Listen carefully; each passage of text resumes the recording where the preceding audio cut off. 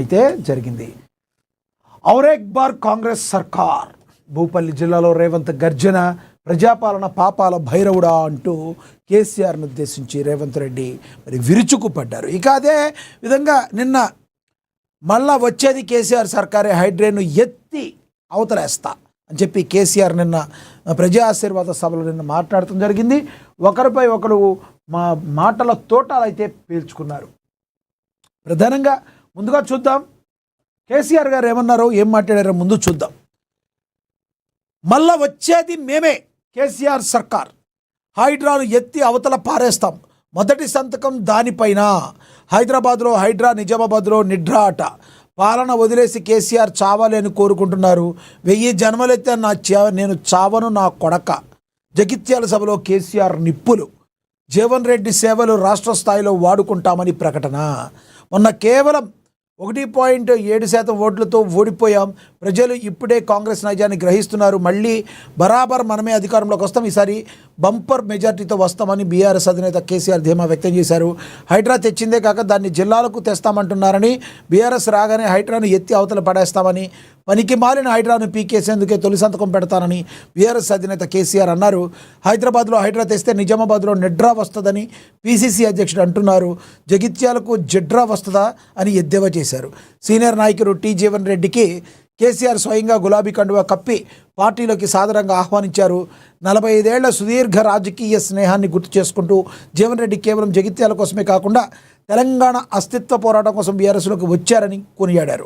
ఆయన్ను పార్టీ రాష్ట్ర ప్రధాన కార్యదర్శిగా నియమిస్తున్నట్లుగా సభాముఖంగా ప్రకటించడమే కాకుండా రాబోయే ప్రభుత్వంలో ఆయనకు అత్యంత కీలకమైన పదవిని అప్పగిస్తామని కేసీఆర్ అయితే హామీ ఇవ్వడం జరిగింది.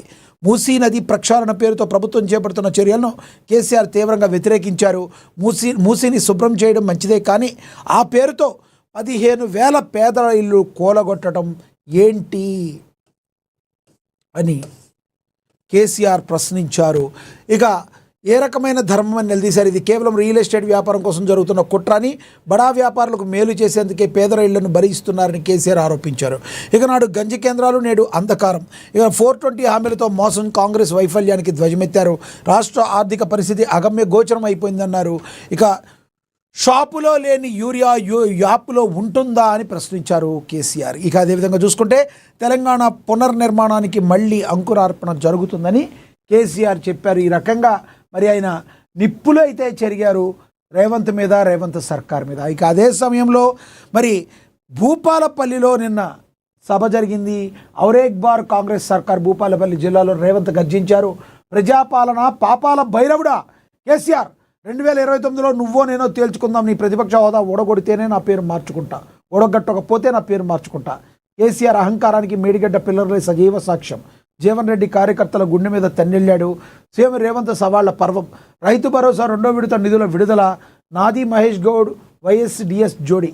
కరీంనగర్లో మరి తెలంగాణ గడ్డపై మరో 10 ఏళ్ల పాటు ప్రజాపాలన కొనసాగుతుంది, వచ్చే ఎన్నికల్లోనూ మనమే గెలుస్తాం, ఔరేక్ బార్ కాంగ్రెస్ సర్కార్ అంటూ ముఖ్యమంత్రి రేవంత్ రెడ్డి సోమవారం జయశంకర్ భూపాలపల్లి జిల్లా నస్తూరుపల్లి సాక్షిగా సింహగర్జన చేశారు.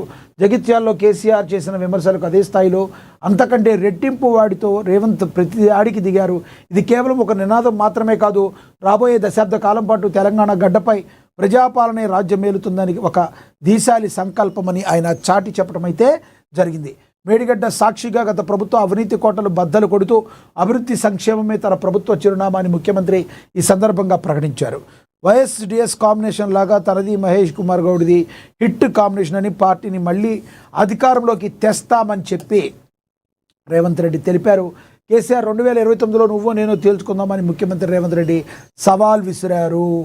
ఇక కేసీఆర్ ప్రతిపక్ష హోదా ఓడగొట్టకపోతే తన పేరు మార్చుకుంటానని శపథం చేశారు. ప్రజాపాలనలో రైతు ఉత్సవాల పేరుతో జయశంకర్ భూపాలపల్లి జిల్లా కాటార మండలం నస్తూరుపల్లిలో ఏర్పాటు చేసిన బహిరంగ సభలో రేవంత్ ఈ వ్యాఖ్యలు చేశారు. ఇక రైతులకు మేలు చేస్తుంది మేమే అని తెలిపారు. పాపాల భైరవుడు మళ్ళీ ఎందుకు రావాలి అని సూటిగా ప్రశ్నించారు రేవంత్ రెడ్డి. ఇక ప్రజాపాలన పోవాలి, పాపాల భైరవుడు రావాలని ఒక పెద్ద మనిషి అంటున్నారని రేవంత్ రెడ్డి తెలిపారు. ఫామ్ హౌస్లో పడుకునే పాపాల భైరవుడు మళ్ళీ ఎందుకు రావాలని ప్రశ్నించారు. లక్షలాది మంది కార్యకర్తలు కాంగ్రెస్ జెండా మోస్తే ఈ ప్రభుత్వం వచ్చిందని కొనియాడారు. పాపాల భైరవుడు ఎందుకు రావాలో పార్టీ మారుతున్న పెద్ద మనిషి చెప్పాలని, జీవన్ రెడ్డి చరిత్ర, ఆయన వెనుకున్న మచ్చలన్నీ తనకు తెలుసునని అన్నారు. 40 సంవత్సరాల పాటు తనకు కుటుంబాన్ని ఎన్నో పదవులు ఇచ్చుకున్నారని, 14 సార్లు కాంగ్రెస్ పార్టీ బీఫామ్ ఇస్తే మోసం చేసి వెళ్ళిపోయారని, ఓడిపోయినప్పటికీ ఎన్నోసార్లు పదవులు ఇచ్చి కాంగ్రెస్ పార్టీ ఆయన్ని గౌరవించిందని తెలిపారు. సంవత్సరం పాటు పదవి లేకపోతే జీవన్ రెడ్డి కార్యకర్తల గుండెల మీద తన్ని శత్రు పంచన చేరారని వెల్లడించారు. సమావేశంలో పీసీ చీఫ్ మహేష్ కుమార్ గౌడ్, మంత్రులు ఉత్తమ్ శ్రీధర్ బాబు, పొంగులేటి, పొన్నం ప్రభాకర్, సీతక్క, వివేక్, అడ్లూరి, విజయ రమణారావు తదితరులు పాల్గొన్నారు. ఇక ఈ రకంగా ఒకళ్ళ మీద ఒకళ్ళు మరి విమర్శనాస్త్రాలు అయితే సంధించుకున్నారు. కేసీఆర్ చాలా రోజుల తర్వాత రావడంతో భారీ బహిరంగ సభ చాలా రోజుల పాటు చాలా నెలల తర్వాత రావడంతో మరి కేసీఆర్ అద్భుతంగా మాట్లాడారని చాలా హ్యాపీగా గులాబీ దండుంటే సాయంత్రానికి వచ్చి మరి బోళ్ళని నీళ్లు జల్లి అందరినీ తన వైపు తిప్పుకున్నారా ఈయన రేవంత్ రెడ్డి అనడంలో ఎటువంటి సందేహం లేదు. ఎందుకంటే ఆ స్పీచ్ ఆ విధంగా అంత బలంగా కేసీఆర్ని ఢీకొట్టే ఏకైక వ్యక్తి రేవంత్ రెడ్డి మాత్రమే అనేంతగా మరి ప్రతిదాడైతే రేవంత్ రెడ్డి చేయడం జరిగింది. ఇక చూసుకో 2028లో మరి నీ అంతం చూస్తా, నువ్వు ప్రతిపక్ష హోదా కూడా ఈసారి నీకు రాకుండా ఉండేట్టు చేస్తానని చెప్పి ఈ పాపాల భైరవుడు ఎందుకు రావాలి అని చెప్పి రేవంత్ రెడ్డి ఫైర్ అయిపోయిన పరిస్థితి మనమైతే గమనించవచ్చు. మీరేమనుకుంటున్నారు దీని గురించి కమెంట్ బాక్స్లో కమెంట్ అయితే చేయండి. ఇక రైతు బంధుకు రామ్ తమ 10 ఏళ్ల పాలనలో 24 గంటల ఉచిత కరెంటు ఇచ్చిన రైతు రాజును చేశామని, కానీ నేడు మళ్లీ కరెంటు కోతలు మొదలయ్యాయని ధ్వజమెత్తారు. రైతు బంధు పథకానికి కాంగ్రెస్ ప్రభుత్వం రామ్ చెప్పిందని, దళిత బంధును జేబీమంటూ అటకెక్కిచ్చారని మండిపడ్డారు. నేను ఇక్కడ సభ పెడుతున్నానని తెలిసే వాళ్ళ 2వ విడత రైతు బంధు నిధులు విడుదల చేశారు. మరి 3వ విడత వేయాలంటే నేను మళ్ళీ సభ పెట్టాలా అని ఆయన వేసిన ప్రశ్న ప్రభుత్వ వైఫల్యాన్ని అయితే ఎండగట్టింది. వ్యవసాయ రంగం కుదేలవుతుందని, సాగునీరుకి అందక పంటలు ఎండిపోతున్నాయని తీవ్ర ఆందోళన వ్యక్తం చేశారు కేసీఆర్. మరి నేను సభ పెడతానంటే 2వ విడత వస్తానంటే మరి మేము 3వ విడత విడుదల అవ్వాలంటే నేను మళ్ళీ సభ పెట్టాలా ఏంద్రాబాయ్ ఇది అని చెప్పి ఆయన ప్రశ్నించడం అయితే జరిగింది. ఇక అదేవిధంగా చూసుకుంటే భారత దక్షిణ కొరియా మైత్రి ప్రపంచ శాంతి సందేశం, ప్రజాస్వామ్య విలువలే మన బంధానికి పునాది అని ప్రధాని మోడీ అన్నారు. దక్షిణ కొరియా అధ్యక్షుడు లీ జే బ్యాంగ్తో ముగిసిన కీలక ద్వైపాక్షిక చర్చలు 2030 నాటికి $50 మిలియన్ వాణిజ్యమే లక్ష్యం.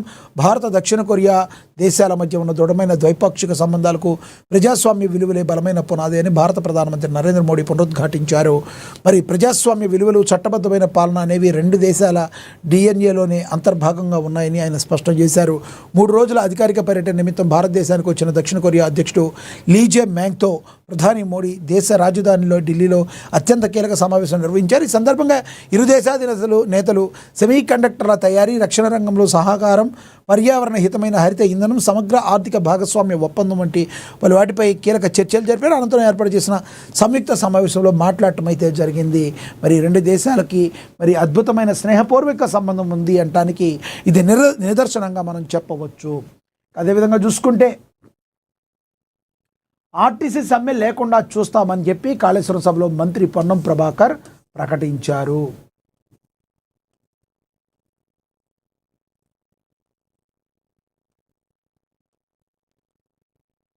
చూద్దాం ఇక్కడ రైట్. ఆర్టీసీ సమ్మె అంశంపై కాళేశ్వరం సభ వేదిక మంత్రి పొన్నం ప్రభాకర్ కీలక ప్రకటన చేశారు. నిత్యం 60 లక్షల మంది ప్రయాణికులు, అందులో 35 లక్షల మంది మహిళలు, 35 లక్షల కిలోమీటర్ల ప్రయాణం, 10,000 బస్సులతో పేద ప్రజలకు ఆర్టీసీ బస్సు లైఫ్ లైన్ అని, దీన్ని ఆగినపోనివ్వమని హామీ ఇచ్చారు.